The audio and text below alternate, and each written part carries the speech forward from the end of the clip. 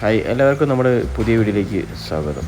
ഇന്നത്തെ വീഡിയോ എന്തെന്ന് വെച്ചാൽ നമ്മൾ ഒരു പേര് പോളാർ പാരറ്റിനെ വാങ്ങിയിട്ടുണ്ട്. അപ്പോൾ അതിൻ്റെ എഗ്ഗ് വെക്കുന്നതും അതിൻ്റെ എഗ്ഗ് ഹാച്ച് ചെയ്യിപ്പിച്ച് വിരിയിപ്പിക്കുന്നതും അതിൻ്റെ കുട്ടികളെ എങ്ങനെ സർവൈവ് ചെയ്യാമെന്നുള്ളതിൻ്റെയൊക്കെ ഒരു വീഡിയോ ചെയ്യാൻ വേണ്ടിയിട്ടുണ്ട്. നമ്മളിതിന് മുന്നേ ചെയ്തിട്ടൊന്നുമില്ല, ഫസ്റ്റ് ടൈമാണ് പോളാർ പാരറ്റിനെ വാങ്ങിച്ചത്. അപ്പോൾ ഒരു പേരിനെ നമ്മൾ അക്വറത്തിൽ സെപ്പറേറ്റാക്കി ഇട്ടതിന് ശേഷം വെച്ചപ്പോൾ തന്നെ അത് എഗ്ഗ് ചെയ്യാനുള്ളൊരു സിറ്റുവേഷൻ കാണിക്കുന്നുണ്ട്. കാരണം വെച്ചാൽ അവിടെയൊക്കെ പൂഴി ഇട്ടിട്ടുള്ള പൂഴികളൊക്കെ സൈഡിലേക്ക് മാറ്റി വെച്ച് നിങ്ങൾക്ക് തന്നെ കാണാൻ സാധിക്കും. അതിൻ്റെ അടുത്തൊരു വൈറ്റ് ഞാനൊരു കല്ല് വെച്ചിട്ടുണ്ട്. ആ കല്ലിൻ്റെ മുകളിലാണ് എഗ്ഗ് ഇടാൻ സാധ്യത കൂടുതൽ. അങ്ങനെ ഈ പൂഴിമണലൊക്കെ ഒരു സൈഡിലേക്ക് മാറ്റി ഇട്ടിട്ട് അവിടെ പക്വരത്തിൻ്റെ അടിഭാഗം തന്നെ കാണാൻ സാധിക്കും. അതിൽ ഓരോ ദിവസത്തെ അപ്ഡേറ്റും ഞാൻ ഇതിൽ ആഡ് ചെയ്തിട്ടായിരിക്കും ഈ വീഡിയോയിൽ ചെയ്തിരിക്കുന്നത്. അപ്പോൾ നമുക്ക് വീഡിയോ കാണാം.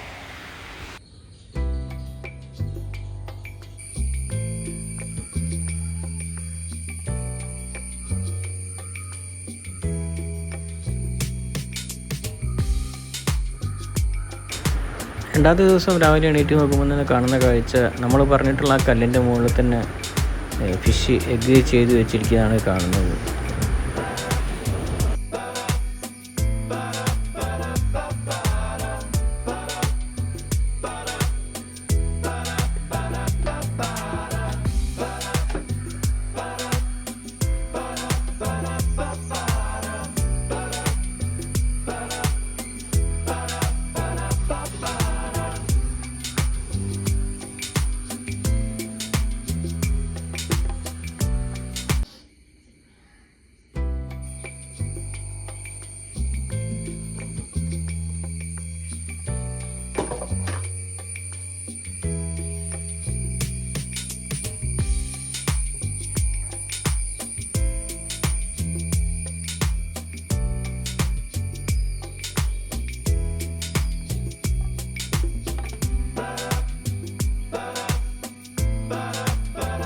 മൂന്നാമത്തെ ദിവസം നമ്മൾ ടാങ്ക് തുറന്ന് നോക്കുമ്പോൾ കാണുന്നത് ഈ എഗ്ഗ് വെച്ച കല്ലിൻ്റെ മുകളിൽ ഈ ഫീമെയിൽ ഫിഷ് വന്നിട്ട് അതിൻ്റെ ചിറകുകൾ കൊണ്ടിട്ട് ഇങ്ങനെ ഫ്രഷ് ആക്കുന്നതാണ് കാണാൻ സാധിക്കുന്നത്.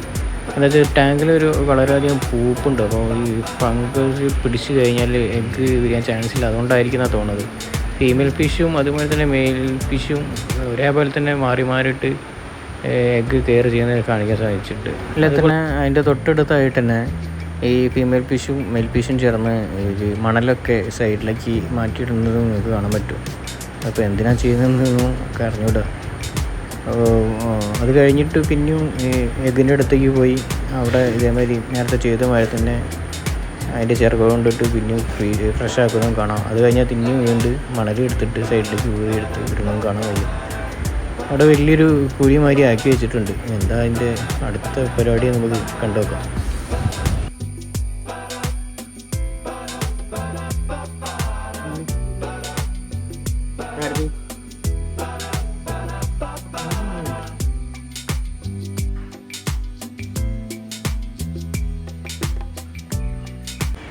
അടുത്ത ദിവസം നമ്മൾ ടാങ്ക് തുറന്ന് നോക്കിയപ്പോൾ ആ കല്ലിൻ്റെ മുകളിൽ കാണുന്ന എഗ്ഗൊന്നും കാണാനില്ല.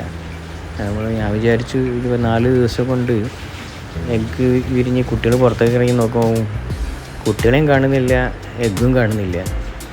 മൊത്തവും ഫിഷിനെ കഴിച്ചോ എന്നുള്ളൊരു പേടിയിൽ നിൽക്കുമായിരുന്നു. അപ്പോൾ ഒന്നും മനസ്സിലാവാത്തതുകൊണ്ട് ഞാൻ ഒന്നും ചെയ്തിട്ടില്ല. വെള്ളം ഇളക്കിയിട്ടും ഇല്ല, ഒന്നും ചെയ്തിട്ടില്ല. അങ്ങനെ തന്നെ നിന്നു.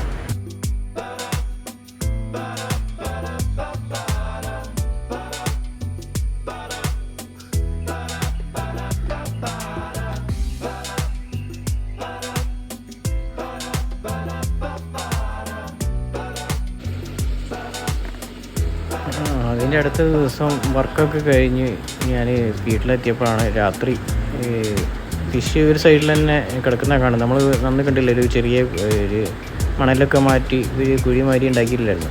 അവിടെ ഫിഷ് ഇങ്ങനെ നിൽക്കുന്നുണ്ട്. അവിടേക്ക് ടോർച്ച് അടിച്ച് നോക്കിയപ്പോൾ അവിടെ എഗ്ഗൊക്കെ അങ്ങോട്ട് മാറ്റി വെച്ചതായിട്ടാണ് തോന്നുന്നത്. അവിടെ ഒരു ചെറിയ ഫിഷ് ഇങ്ങനെ ചിറകടിക്കുമ്പോൾ അവിടെ നിന്ന് ഇങ്ങനെ ഇളകുന്നത് നിങ്ങൾക്ക് കാണാൻ പറ്റും. അപ്പോൾ എഗ്ഗ് അവിടെ നിന്ന് മാറ്റി മണലിലേക്ക് മാറ്റി വെച്ചിട്ടുണ്ട്.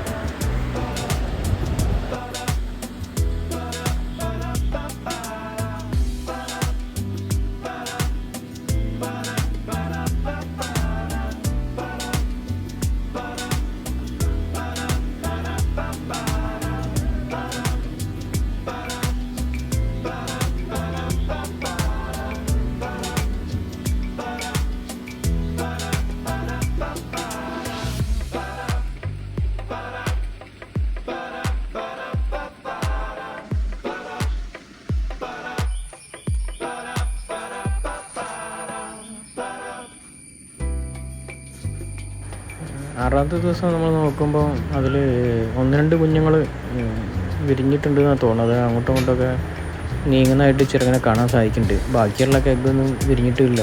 അപ്പോൾ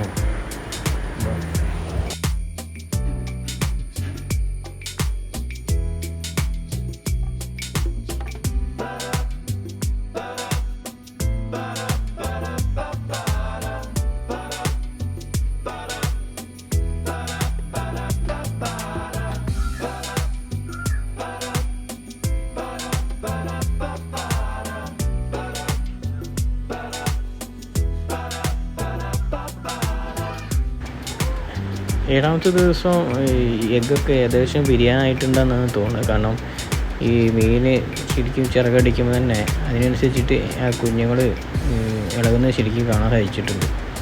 ചിറകുകളും വാലൊക്കെ ശരിക്കും വന്നിട്ടുണ്ട്. പക്ഷേ ആ എഗ്ഗിന്ന് പുറത്തേക്ക് വന്നില്ല. അടുത്ത ദിവസം എന്തായാലും വിരിഞ്ഞ് ഇറങ്ങുന്നതാണ് തോന്നുന്നത്. 8 ദിവസത്തിൻ്റെ ഉള്ളിൽ ഇറങ്ങുന്നതാണ് ഞാൻ.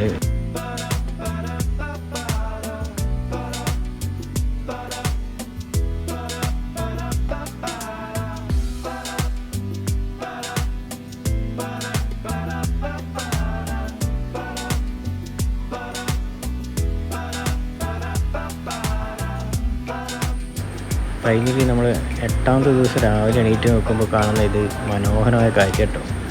എഗ്ഗൊക്കെ വിരിഞ്ഞ് എല്ലാ കുട്ടികളും അങ്ങനെ പോകുന്നത് നമുക്ക് കാണാൻ കഴിഞ്ഞത്.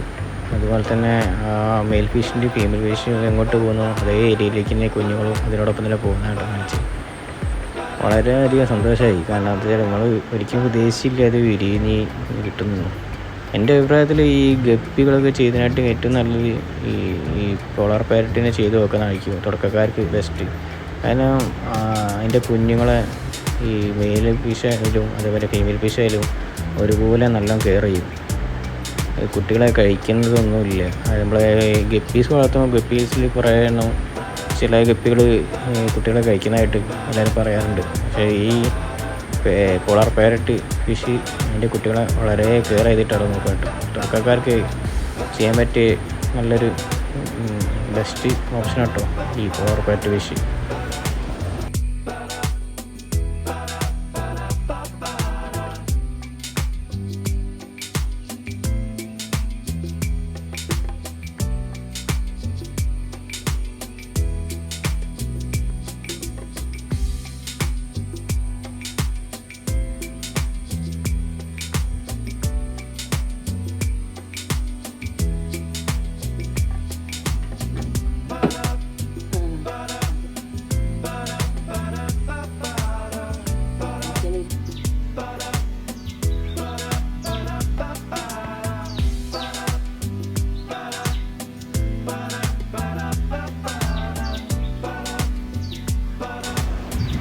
നമ്മൾ ഒരാഴ്ച വരെ ഇതിന് ഫുഡും കാര്യങ്ങളൊന്നും കൊടുത്തിട്ടില്ലായിരുന്നു കേട്ടോ. ടാങ്കിൽ പൂപ്പലുള്ളതുകൊണ്ട് ആ പൂപ്പും കാര്യങ്ങളും തിന്നിട്ടാണ് മറ്റുകൾ നിന്നത്. അപ്പോൾ 2ാമത്തെ ആഴ്ച ആയപ്പോൾ നമ്മൾ ആർട്ടീനെ ഹെഗ് ഹാച്ച് ചെയ്തിട്ട് അതിൻ്റെ കുഞ്ഞുങ്ങളാണ് കൊടുക്കുന്നത്.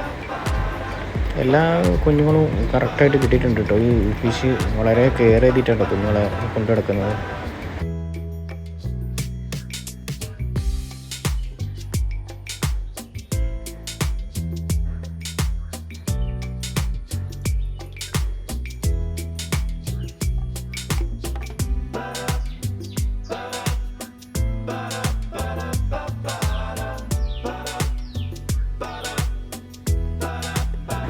നമ്മുടെ ചാനൽ ഇതിൽ സബ്സ്ക്രൈബ് ചെയ്തിട്ടുണ്ടെങ്കിൽ ചാനൽ സബ്സ്ക്രൈബ് ചെയ്യാം. അതുപോലെ ബെല്ലൈക്കൺ അമർത്തുക. കൂടുതൽ വീഡിയോസ് വരുമ്പോൾ നിങ്ങളിലേക്കായിട്ട് എത്തിച്ചേർന്നായിരിക്കും.